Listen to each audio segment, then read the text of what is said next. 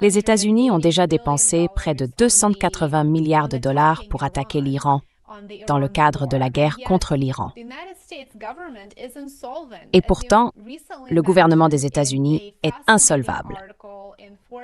Comme vous l'avez récemment mentionné dans un article fascinant publié dans le magazine Fortune, il y a probablement 1 ou 2 semaines, intitulé « Le Trésor vient des États-Unis insolvable », j'ai été absolument captivée par votre argumentation et par l'article lui-même. Pourriez-vous nous expliquer les données que vous avez examinées, celles que vous avez citées dans l'article, ainsi que vos conclusions?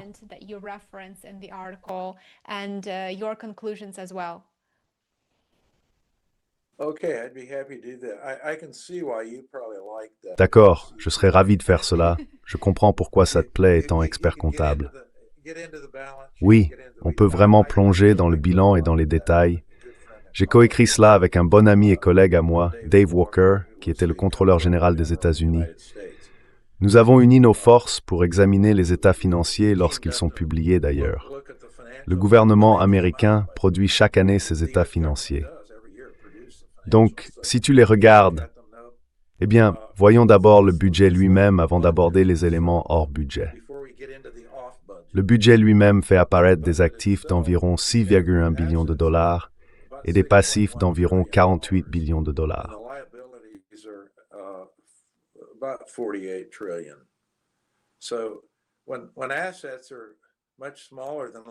Donc, lorsque les actifs sont bien inférieurs aux passifs, vous êtes insolvable. C'est donc le bilan, pas le budget, le bilan. Mais il existe en réalité un autre grand bilan hors budget qui inclut la sécurité sociale et l'assurance maladie. Cela ajoute 48 000 milliards de dollars de passifs. Il faut y ajouter un peu plus de 88 000 milliards de dollars supplémentaires de passifs, ce qui double presque la taille des actifs. Ainsi, si l'on combine les éléments budgétaires et hors budget, et ces éléments hors budget sont essentiellement des passifs non financés, il n'existe aucune disposition pour financer ces engagements.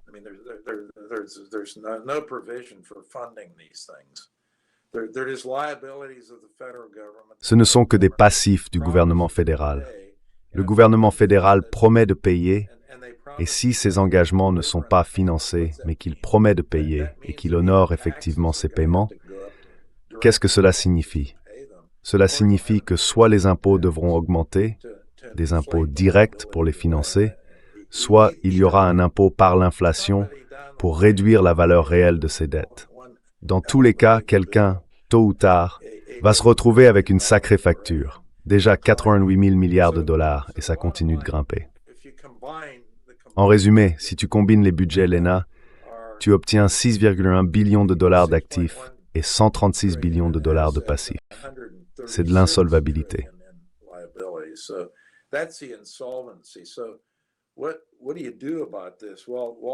Alors, que faire à ce sujet? Eh bien, Walker et moi avons évoqué plusieurs projets de loi actuellement en préparation qui commenceraient à s'attaquer au problème.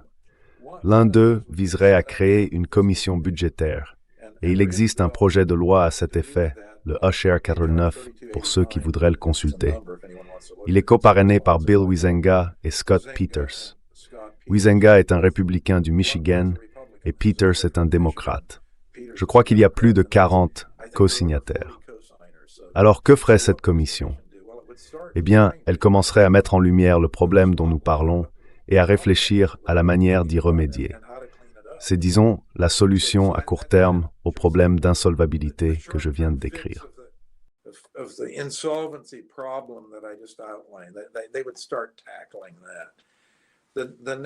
Ils commenceraient à s'attaquer à cela. Le projet de loi suivant est d'une certaine manière plus important. Il a été présenté par Jody Arrington du Texas et il appellerait à la tenue d'une convention constitutionnelle pour réécrire la Constitution des États-Unis.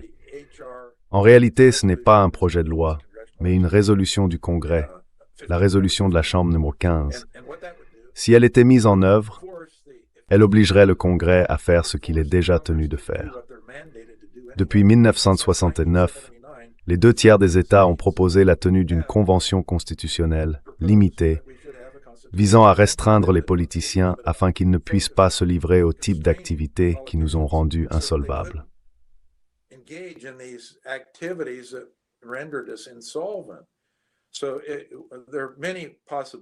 Il existe donc de nombreuses possibilités, mais l'une d'elles consisterait à inscrire un frein à l'endettement dans la Constitution.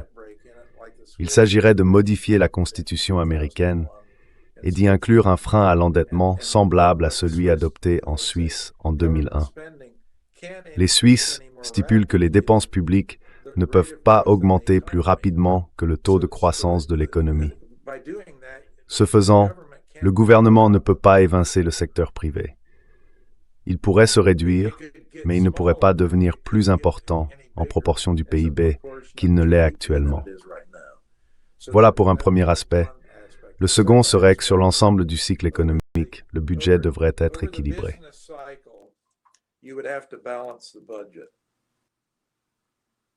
serait au moins une tentative.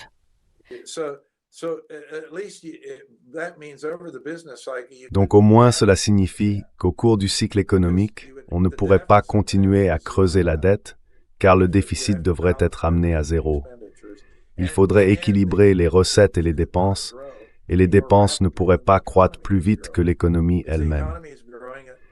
Si l'économie croît, comme l'année dernière, à un taux de croissance réel de 2,1%, alors le taux de croissance réel des dépenses publiques ne pourrait être que 2,1%.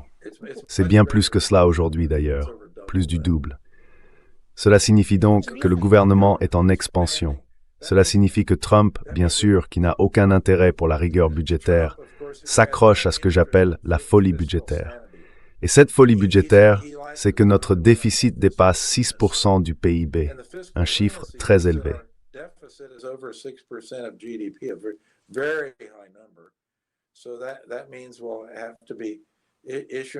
Cela signifie donc que nous devrons émettre beaucoup de bons du Trésor et d'obligations pour le financer. Espérons que la Fed ne les monétisera pas, qu'elle n'achètera pas ces obligations. D'ailleurs, la Fed les achète déjà. En décembre, la Fed est passée de l'assouplissement quantitatif inversé, où elle réduisait la taille de son bilan et laissait arriver à échéance les bons et obligations qu'elle détenait, à l'assouplissement quantitatif.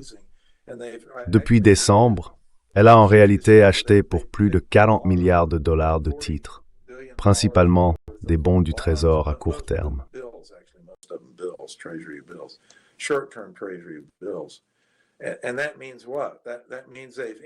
Et cela veut dire quoi? Cela veut dire qu'ils ont augmenté leur contribution à la masse monétaire. La Fed, oui. Lorsqu'ils achètent ces titres, ils créent du crédit et cela augmente la masse monétaire. Cela finit par alimenter davantage l'inflation. Alors oublions l'inflation, nous n'avons même pas encore parlé d'inflation. La Fed ne va pas remettre le génie de l'inflation dans sa bouteille. La masse monétaire s'accélère maintenant. Elle s'accélère. Et ça signifie pas moins d'inflation.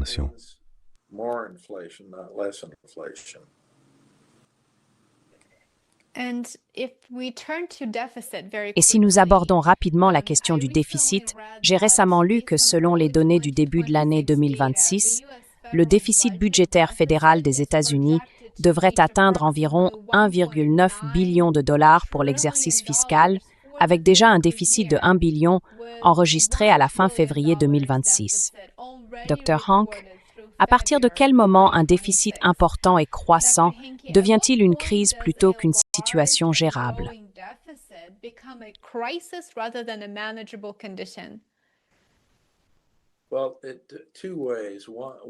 Eh bien, de deux façons. La première, c'est si pour une raison quelconque, les vigilants des obligations se remettent en selle et se mettent à agir. Pour acheter des bons du Trésor ou des obligations, ils exigeront un taux d'intérêt plus élevé. Et un taux d'intérêt plus élevé se répercute sur le budget, car en ce moment, les dépenses d'intérêt augmentent à un rythme très rapide. Elles absorbent, eh bien, je n'ai pas le chiffre exact en tête aujourd'hui, environ 15% du budget, ce qui est un chiffre très élevé, soit dit en passant. Cela représente 15% des dépenses budgétaires consacrées uniquement au service de la dette. Autrement dit, cet argent ne sert pas à acheter quoi que ce soit, ni à reverser de l'argent aux contribuables ou quoi que ce soit de ce genre. Il va simplement à ceux qui ont acheté les obligations.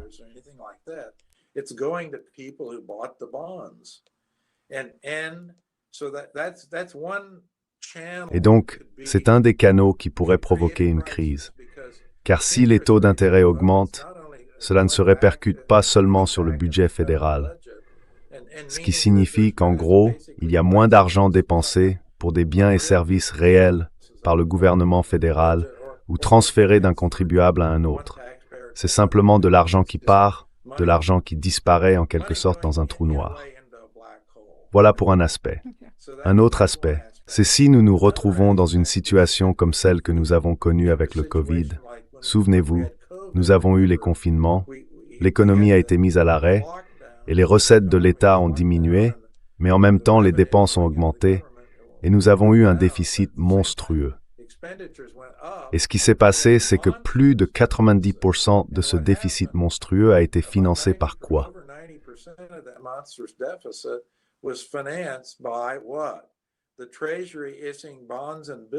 Le Trésor a émis des obligations et des bons qui ont été achetés par la Réserve fédérale et monétisés. Vous monétisez la dette, et que s'est-il passé? Tout à coup, la masse monétaire a explosé. Elle augmentait plus vite qu'elle ne l'avait jamais fait auparavant, à plus de 27% par an. Et avec un certain décalage, que s'est-il passé? Eh bien, l'inflation est montée à 9,1%. C'est de là que venait l'inflation. Oubliez les chocs des chaînes d'approvisionnement et le temporaire. Vous vous souvenez de l'équipe temporaire? L'inflation était censée être temporaire. Non, c'était un phénomène naturel. La masse monétaire a grimpé en flèche, augmentant à un rythme plus rapide que jamais depuis la création de la Réserve fédérale en 2013. Et bien sûr, avec un décalage d'environ 1 an, l'inflation s'est emballée. Et au fait, les seules personnes qui ont fait une prévision à ce sujet étaient John Greenwood et moi, en utilisant la théorie quantitative de la monnaie. Nous avons déclaré dans un article publié dans le Wall Street Journal, pour mémoire, que l'inflation pouvait atteindre 9%. Tout le monde pensait que nous étions fous à l'époque. Et qu'est-ce qui s'est passé? Elle a atteint 9,1%. Je pense que c'est pour cela que vous m'avez contacté au départ, à cause de cette prévision. Vous l'avez vu, vous l'avez reconnu, et vous vous êtes dit, eh bien, peut-être que ces types savent quelque chose.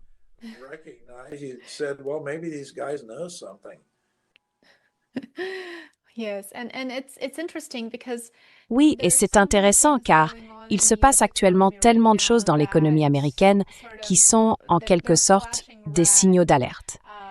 L'un de ces éléments est le marché de l'emploi, car malgré les données récentes sur le travail, j'ai remarqué qu'une enquête auprès des ménages montrait qu'entre le début de l'année et aujourd'hui, les États-Unis ont perdu 1,4 million d'emplois. L'économie américaine s'affaiblit donc, et cela s'ajoute aux effets de la guerre en Iran.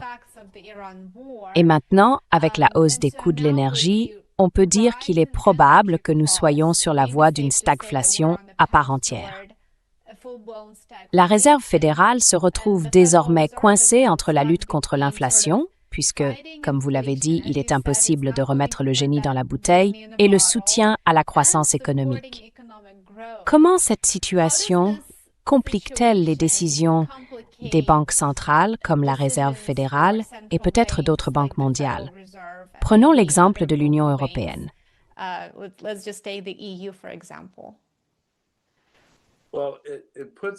Eh bien, cela les place dans une situation très difficile, car ce que nous avons, ce sont des politiques monétaires mal orientées aux États-Unis, en Europe et en Grande-Bretagne. Et vous avez des politiques monétaires mal orientées.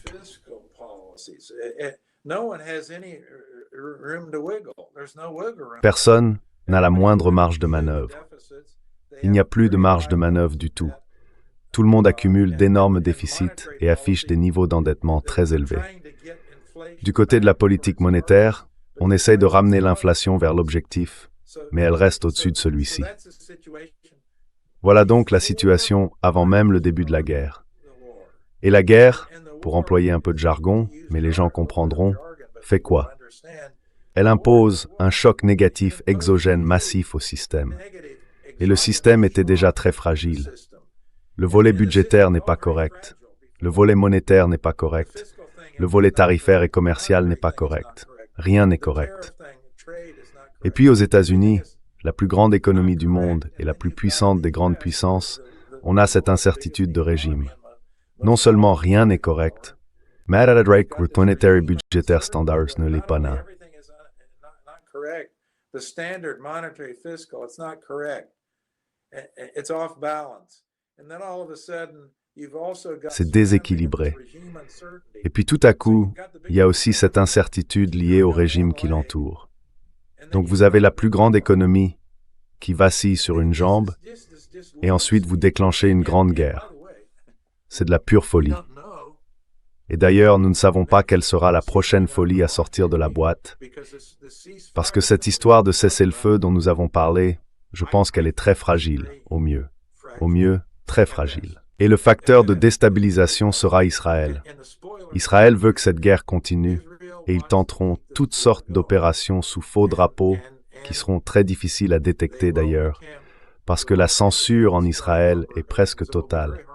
Et vous remarquerez qu'aucun journaliste, d'ailleurs, ne peut même entrer dans la zone de Gaza.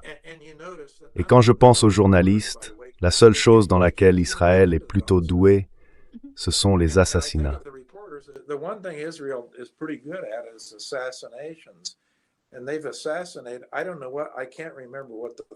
Ils ont assassiné, je ne sais pas quel est le chiffre final, mais il s'agit de centaines de journalistes qui ont été tués.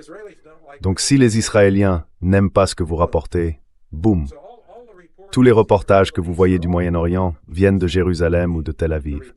Mais tout cela est totalement censuré. Il y a deux choses dans lesquelles les Israéliens excellent: les assassinats et la censure.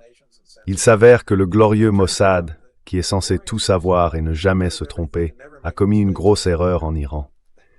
La stratégie de décapitation, nous savons sans ambiguïté d'où elle vient. Elle vient du Mossad. Et nous savons sans ambiguïté qu'elle n'a pas fonctionné. Elle a échoué. Et nous savons, d'après la littérature universitaire et l'histoire, que les décapitations ne fonctionnent presque jamais. Donc tout cela était connu. Et nous savons aussi d'ailleurs que l'État profond aux États-Unis a effectivement dit à Trump exactement ce que je viens de vous dire. Mais Trump a tout de même continué. Et cela nous ramène au lobby israélien. Cela nous ramène au professeur Mearsheimer. Pourquoi n'a-t-il pas écouté l'État profond? Pourquoi a-t-il obéi aux ordres de Netanyahou et en gros du Mossad? Parce que le lobby israélien est très puissant.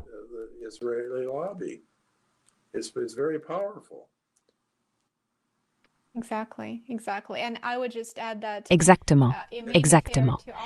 Et j'ajouterais simplement qu'il est peut-être juste de dire que la stratégie de décapitation s'est en réalité retournée contre ses auteurs, car si vous parlez à des personnes venant d'Iran ou d'origine iranienne vivant aujourd'hui en Occident, elles vous diront que la tentative d'assassinat contre Ali Khamenei a en fait uni les Iraniens autour de l'État. Cela ne leur a pas donné envie d'être bombardés. Cela ne leur a pas donné envie que leurs infrastructures soient détruites. Cela les a en réalité rassemblés autour de l'État et contre les agresseurs, les États-Unis et Israël. Donc cela s'est retourné contre eux, pourrait-on dire.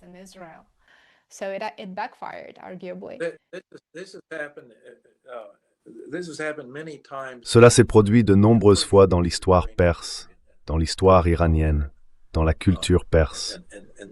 L'un de mes collègues, le professeur Vali Nasr de la Johns Hopkins School of International Studies, a écrit un livre, je crois que son dernier a été publié en décembre. Je pense qu'il s'intitule « La stratégie iranienne ». Vous pouvez le chercher sur Google. C'est aussi quelqu'un à suivre sur YouTube, car c'est bien sûr un chercheur très éminent. Il est né à Téhéran. Il a obtenu son doctorat au MIT, et son père, également un chercheur très distingué, a lui aussi obtenu son doctorat au MIT. Il a donc parcouru l'histoire pour comprendre la Perse à travers des millénaires.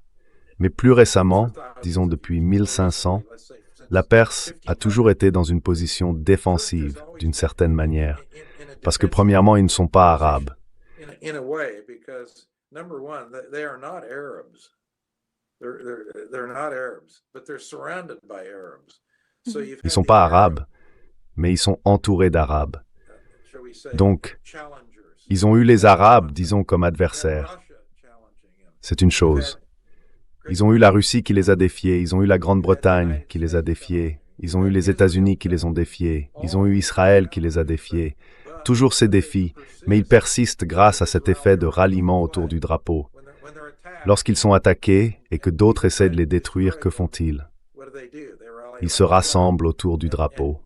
and that he goes Et il a analysé cela, et il a indiqué, et même anticipé avant la guerre plus tôt cette année avec l'Iran, que c'est exactement ce qu'ils feraient, et c'est ce qu'ils ont fait. and that's what they've done. Sa conclusion, ainsi que celle de Mearsheimer d'ailleurs, ils sont tous deux du même avis, est que plus la guerre s'éternise, mieux c'est pour l'Iran. Ils en tireront profit. The better it is for Iran. They will be beneficial. And that you don't get that spin in the United States. Et ce discours, vous ne l'entendez pas aux États-Unis. They've been destroyed. La machine de propagande dit, vous savez qu'ils ont été détruits, ceci et cela. Been what? The war. Mais en réalité, ils ont été quoi? Because Les they guerres les ont en fait control the aidés, Strait parce qu'ils of contrôlent le détroit d'Ormuz, le point d'étranglement. The choke point.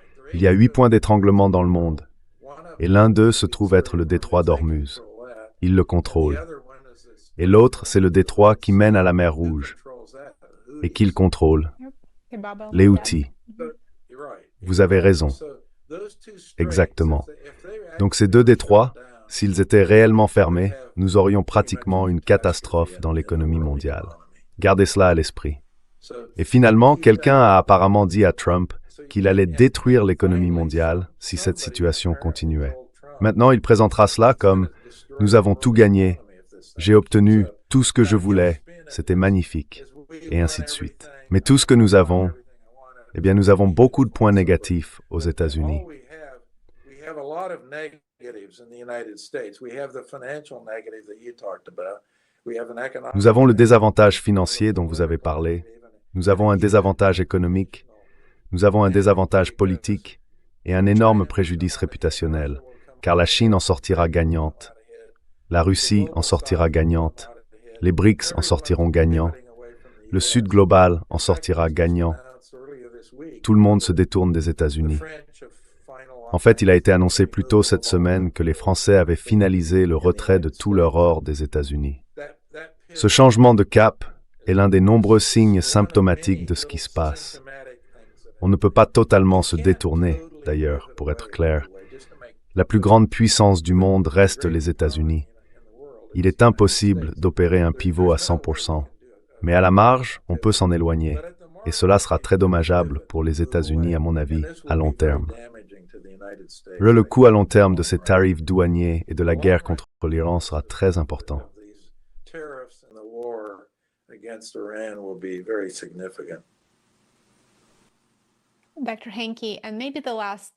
Dr. Hank, peut-être la dernière question pour aujourd'hui. Quel est l'objectif économique final de Trump? Il est à quelques mois des élections de mi-mandat et nous sommes en pleine catastrophe, avec le coût de la guerre qui augmente, l'inflation qui s'accélère et le marché du travail qui s'affaiblit. Quel est son objectif dans tout cela?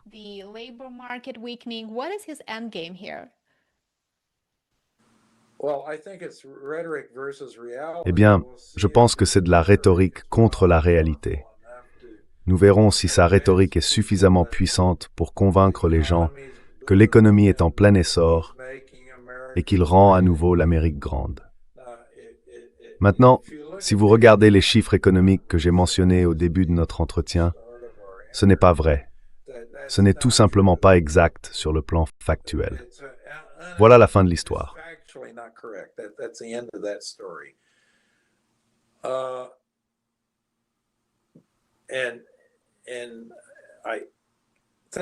Et je pense que le public se rend essentiellement compte de ce que je viens de te dire, factuellement. Ces chiffres dans les sondages, sur tous les indicateurs économiques, ils sont en baisse. Donc l'opinion publique, pour ce qu'elle vaut, Maintenant, Trump dira que c'est un tas de bêtises, que ça ne vaut rien tant qu'il n'obtient pas un bon chiffre. Si les chiffres sont mauvais, il dit que c'est des bêtises. Si les chiffres sont bons, il dit « Mon Dieu, ces types sont des génies ». Voilà où nous en sommes. Les gens doivent être très prudents face à la communication qui sort de Washington. Et souviens-toi de la règle des 95% de Honke. 95% de ce que tu lis dans la presse est soit faux, soit sans importance.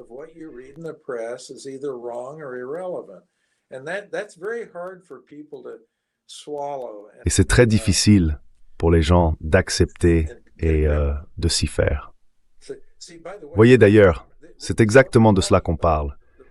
La rhétorique contre la réalité. Vous savez, l'école des études internationales, Mearsheimer, c'est un réaliste. C'est une école réaliste. Et moi aussi, je suis un réaliste, non seulement en économie internationale, mais aussi en politique internationale et en politique économique.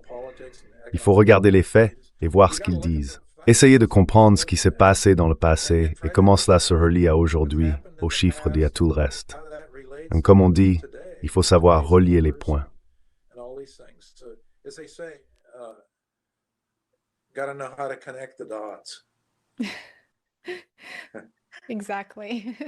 Exactement. Dr. Hank, merci beaucoup d'avoir été avec nous. C'était une conversation fascinante. Je l'ai vraiment appréciée et je sais que nos téléspectateurs seraient ravis de vous revoir très bientôt dans l'émission. J'ai hâte que cela arrive. Eh bien, j'ai hâte de te retrouver, Lena. Merci de m'avoir invité.